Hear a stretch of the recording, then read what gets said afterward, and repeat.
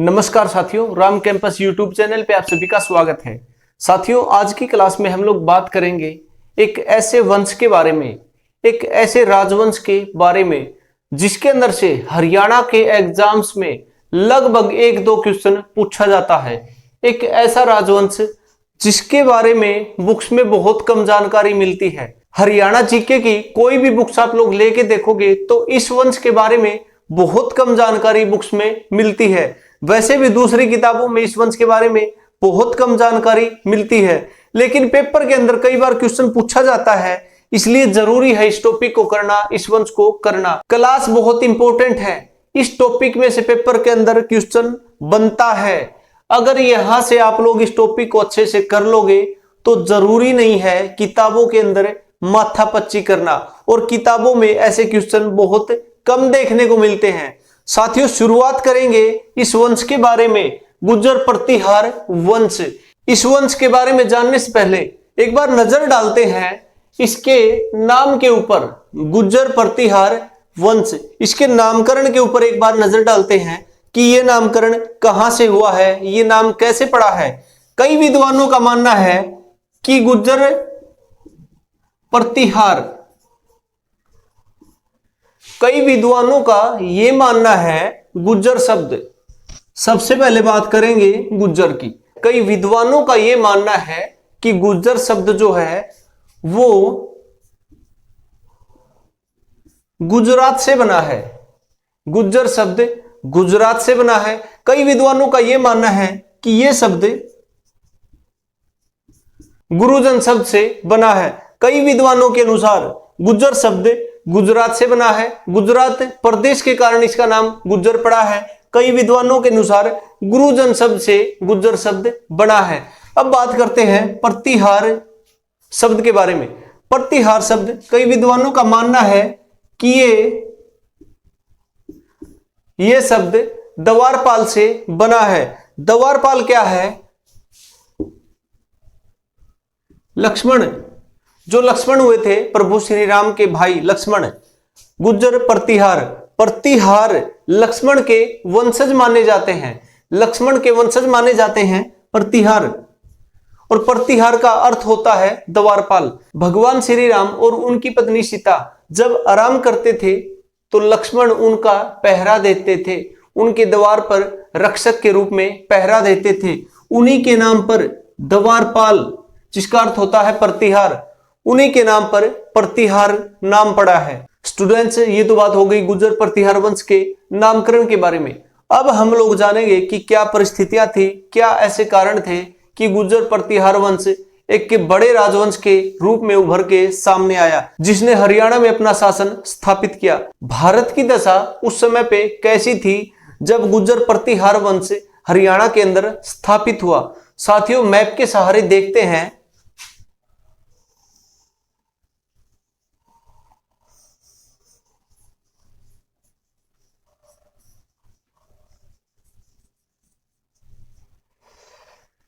साथियों, ये मैप हो गया भारत का, ये भारत का नक्शा हो गया। अब थोड़ा डिस्कस करेंगे उस समय के बारे में जब उद्भव हुआ था प्रतिहार वंश का।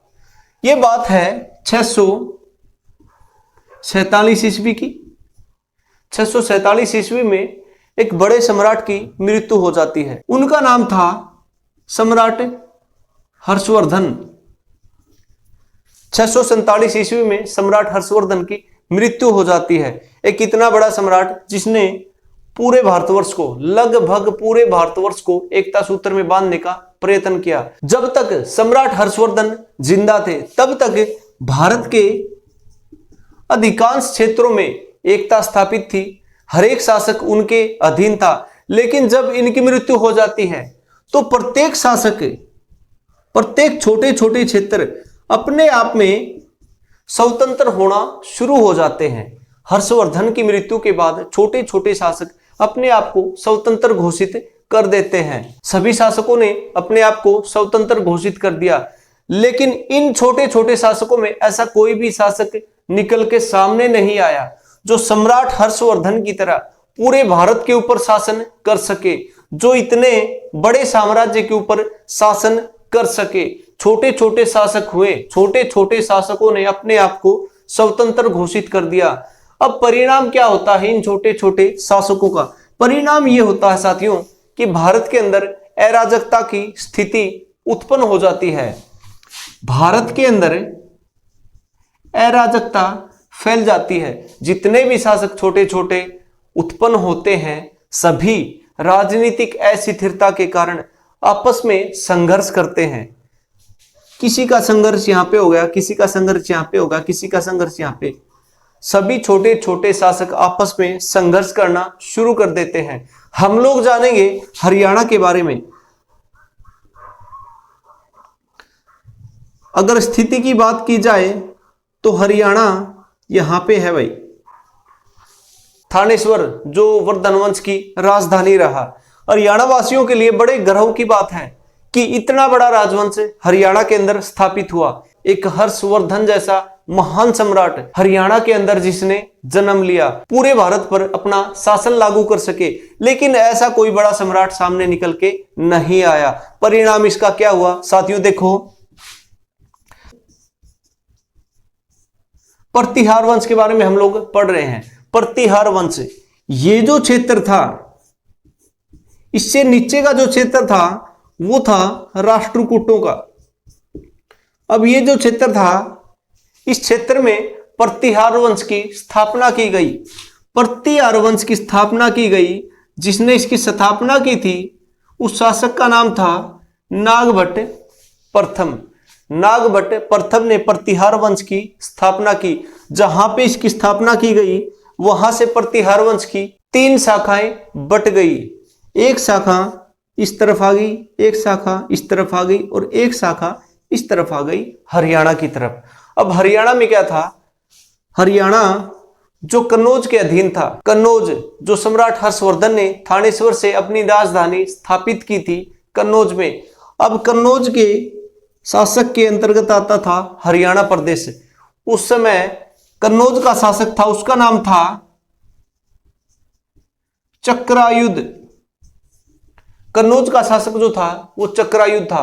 अब प्रतिहार वंश का एक शासक था जिसका नाम था नागभट्ट द्वितीय। नागभट्ट द्वितीय हरियाणा की तरफ बढ़ता है और हरियाणा जो कन्नौज के अधीन था, कन्नौज के शासक का नाम था चक्रायुध। नागभट्ट द्वितीय चक्रायुध को पराजित कर देता है।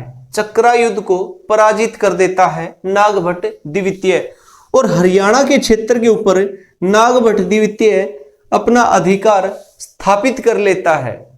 नागभट्ट द्वितीय हरियाणा के ऊपर अधिकार स्थापित कर लेता है। इस घटना का पता चलता है पाल वंश में एक शासक था जिसका नाम था धर्मपाल। पाल वंश का शासक जो था उसका नाम था धर्मपाल। अब प्रतिहार नरेश नागभट्ट द्वितीय कन्नौज में आ जाता है, कन्नौज के ऊपर अधिकार स्थापित कर लेता है। अब इस घटना के बारे में धर्मपाल को पता चला तो धर्मपाल आता है भाई कन्नौज की तरफ और ये चलता है धर्मपाल की तरफ। तो बीच का एक क्षेत्र था मुंगेर। मुंगेर का युद्ध नागभट्ट द्वितीय और पाल शासक धर्मपाल के बीच लड़ा गया। इस युद्ध में नागभट्ट द्वितीय की विजय होती है। अब इस क्षेत्र पर अधिकार हो जाता है नागभट्ट द्वितीय का। साथियों, अब बात करते हैं गुर्जर प्रतिहार वंश के कुछ महत्वपूर्ण बिंदुओं के बारे में। प्रतिहार वंश के कुछ इंपॉर्टेंट क्वेश्चन जो बनते हैं इस टॉपिक में से, जो क्वेश्चन पेपर के अंदर पूछे गए हैं और आने वाले पेपर में पूछे जाने के चांस है। साथियों, देखते हैं इस टॉपिक के इंपॉर्टेंट क्वेश्चन। सबसे पहला क्वेश्चन है 9वीं शताब्दी में हरियाणा प्रतिहार वंश के अधीन था। 9वीं शताब्दी में हरियाणा प्रतिहार वंश के अधीन था। बिल्कुल सेम टू सेम क्वेश्चन पूछा गया था HSSC डी ग्रुप में। HSSC डी ग्रुप में सेम टू सेम क्वेश्चन पूछा गया था। 9वीं शताब्दी में हरियाणा किस वंश के अधीन था? उसमें ऑप्शन दिए गए थे प्रतिहार वंश, तोमर वंश, चौहान वंश, मुगल वंश। 9वीं शताब्दी में हरियाणा प्रतिहार वंश के अधीन था। यही क्वेश्चन पूछा गया था 9वीं शताब्दी में हरियाणा किस वंश के अधीन था। तो आप लोग क्या बोलोगे? 9वीं सदी में हरियाणा प्रदेश प्रतिहार वंश के अधीन था। ठीक है जी। प्रतिहार वंश का संस्थापक नागभट्ट प्रथम था। प्रतिहार वंश की स्थापना की बात की जाए तो नागभट्ट प्रथम ने की। प्रतिहार वंश का संस्थापक नागभट्ट प्रथम को माना जाता है। अगर हरियाणा में प्रतिहार वंश स्थापित करने की बात की जाए तो हरियाणा में नागभट्ट द्वितीय को श्रेय जाता है प्रतिहार वंश को स्थापित करने का। अगला क्वेश्चन देखें, सिरसा के जोध का अभिलेख से ज्ञात होता है कि हरियाणा प्रतिहारों के अधीन था। सिरसा जिला है हरियाणा के अंदर। सिरसा जिले के जोध का नामक स्थान से एक अभिलेख मिला है जिससे यह जानकारी मिलती है कि हरियाणा 9वीं सदी में प्रतिहारों के अधीन था। अगला क्वेश्चन देखिए साथियों, नागभट्ट द्वितीय ने कन्नौज के शासक चक्रायुध को पराजित किया। नागभट्ट द्वितीय ने कन्नौज के शासक चक्रायुध को पराजित किया और कन्नौज के ऊपर अधिकार कर लेता है। उससे आगे जब हो जाता है तो मुंगेर नामक स्थान पर धर्मपाल के साथ उसका युद्ध होता है और उस युद्ध में भी नागभट्ट द्वितीय की विजय होती है। अगला क्वेश्चन देखिए साथियों, नागभट्ट द्वितीय ने मुंगेर के युद्ध में पाल शासक धर्मपाल को हराया। नागभट्ट द्वितीय ने मुंगेर के युद्ध में पाल शासक धर्मपाल को हराया। अगला क्वेश्चन है, ग्वालियर व जोधपुर अभिलेख में नागभट्ट द्वितीय का उल्लेख मिलता है।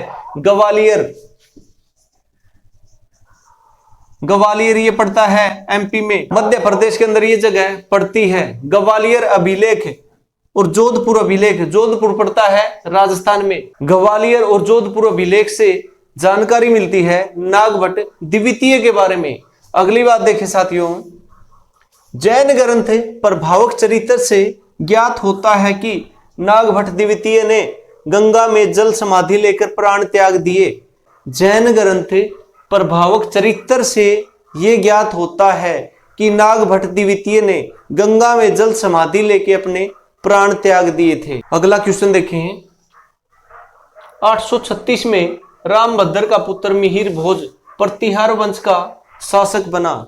836 ईस्वी में रामभद्र नागभट्ट द्वितीय का उत्तराधिकारी बना था, जो तकरीबन 833 से 836 तक सत्ता में रहता है। 833 से 836 तक सत्ता में रहता है रामभद्र। उत्तराधिकारी किसका था? नागभट्ट द्वितीय का था। लेकिन ये एक अयोग्य शासक था, एक निर्बल शासक था। इसका उत्तराधिकारी होता है इसका पुत्र, जिसका नाम था मिहिर भोज।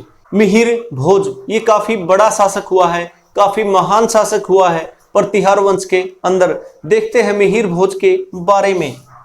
मिहिर भोज ने अपनी राजधानी कन्नौज को बनाया। मिहिर भोज ने अपनी राजधानी कन्नौज को बनाया। पेहवा को व्यापारी केंद्र बनाया। मिहिर भोज ने पेहवा को व्यापारी केंद्र बनाया और कन्नौज को अपनी राजधानी बनाया। पेहवा को व्यापारी केंद्र बनाया। अगर व्यापार की बात करें तो पेहवा व्यापारिक तौर पर प्रमुख केंद्र था। यह क्वेश्चन पेपर के अंदर पूछा गया है। किस चीज के लिए प्रमुख था? घोड़ों के व्यापार के लिए प्रसिद्ध था।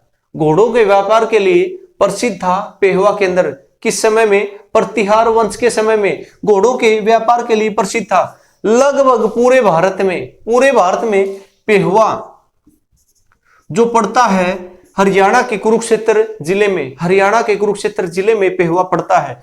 पेहवा में वर्ष में एक बार घोड़ों का मेला आयोजित किया जाता था, जिसके अंदर पूरे देश के व्यापारी शामिल होते थे घोड़ों का व्यापार करने के लिए। वर्ष में एक बार पेहवा के अंदर घोड़ों का मेला आयोजित किया जाता था और उस मेले से जो भी संपत्ति अर्जित होती थी उसको मंदिरों के निर्माण के लिए दान कर दिया जाता था। अगली बात देखें साथियों, मिहिर भोज विष्णु का भक्त था। उसने आदि वराह की उपाधि धारण की। मिहिर भोज अगर धर्म की बात की जाए तो हिंदू था। मिहिर भोज विष्णु का उपासक था। उसने एक उपाधि धारण की, आदि वराह की उपाधि काफी इंपॉर्टेंट है, पेपर के अंदर क्वेश्चन बन सकता है।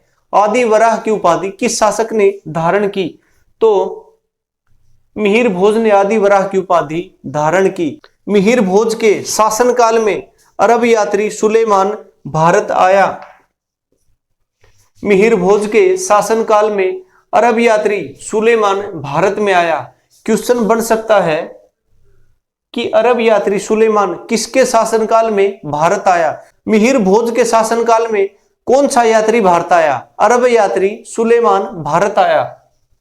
राजा भोजदेव के दो अभिलेख सिरसा व पेहवा मिले हैं। राजा भोजदेव के दो अभिलेख मिले हैं हरियाणा राज्य से, एक सिरसा से मिला है और एक पेहवा से मिला है। राजा भोजदेव कौन है? मिहिर भोज को ही राजा भोजदेव कहा जाता है। किताबों में यह क्वेश्चन आपको देखने को मिलेगा कि भोजदेव के अभिलेख सिरसा और पेहवा से प्राप्त हुए हैं। वो भोजदेव कोई और नहीं, मिहिर भोज को ही बोला जाता है। मिहिर भोज को ही भोजदेव के नाम से जाना जाता है। प्रतिहार नरेश मिहिर भोज। मिहिर भोज का उत्तराधिकारी उसका पुत्र महेंद्रपाल हुआ। मिहिर भोज का उत्तराधिकारी उसका पुत्र महेंद्रपाल हुआ। अब देखिए आगे, महेंद्रपाल का अभिलेख पेहवा से प्राप्त हुआ है। राजा महेंद्रपाल का अभिलेख कहां से प्राप्त हुआ है? हरियाणा में पेहवा से प्राप्त हुआ है। पांचवा पद, पेहवा अभिलेख के पांचवें पद में महेंद्रपाल का वर्णन मिलता है। पेहवा अभिलेख के पांचवें पद में महेंद्रपाल का वर्णन मिलता है। अगला देखें, प्रसिद्ध लेखक राजशेखर महेंद्रपाल के दरबार में रहते थे। प्रसिद्ध लेखक राजशेखर राजा महेंद्रपाल के दरबार में रहते थे, यानी कि वो प्रतिहार वंश के समकालीन थे। प्रसिद्ध लेखक राजशेखर। रचनाएं, प्रसिद्ध लेखक राजशेखर की कुछ प्रमुख रचनाएं हैं जो पेपर के अंदर पूछी जा सकती हैं। वो रचना कौन कौन सी है? काव्य मीमांसा पेपर के अंदर पूछी गई है और इंपोर्टेंट रचना है। काव्य मीमांसा, कपूर मंजरी। काव्य मीमांसा, कपूर मंजरी। बाल रामायण, बाल भारत। बाल रामायण और बाल भारत भी किसकी रचनाएं हैं? राजशेखर की रचनाएं हैं। इनमें अगर बात की जाए तो काव्य मीमांसा और कपूर मंजरी दोनों रचनाएं पेपर की दृष्टि से काफी महत्वपूर्ण है, काफी इंपोर्टेंट है। साथियों, आज की क्लास में हमने जाना प्रतिहार वंश के बारे में, एक ऐसा राजवंश जिसके बारे में किताबों में बहुत कम जानकारी मिलती है और जिससे पेपर के अंदर कई बार क्वेश्चन पूछे जाते हैं। आने वाले पेपर के अंदर भी क्वेश्चन इसमें से बन सकता है। साथियों, आज की क्लास आपको कैसी लगी कमेंट करके जरूर बताएं। आशा करता हूं आज की क्लास आपको पसंद आई होगी और पेपर की दृष्टि से आज की क्लास आपको हेल्पफुल रहेगी। साथियों, आज की क्लास में इतना ही। नमस्कार, धन्यवाद।